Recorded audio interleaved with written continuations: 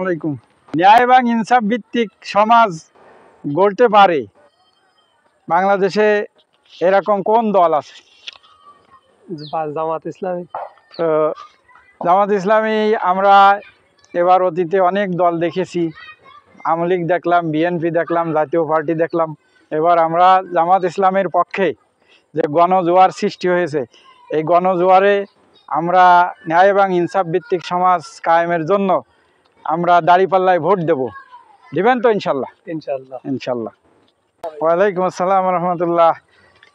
জামাত ইসলামীর যে 15 দিন ব্যাপী একটা গণসংযোগ শুরু হয়েছে, 15 দিন ব্যাপী।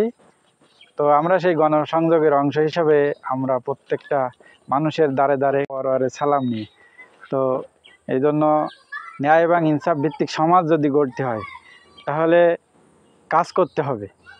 তো এদেশে সব দল দেখা শেষ, এবার জামাত ইসলামী বাংলাদেশ। তো আমরা দাঁড়িপাল্লার পক্ষে, জামাত ইসলামীর পক্ষে দাঁড়িপাল্লায় ভোট দিয়ে আমরা ন্যায় এবং ইনসাফ ভিত্তিক সমাজ কায়েম করব। রাজি আছি না সবাই? ইনশাল্লাহ। ইনশাল্লাহ। জি, আসসালামু আলাইকুম।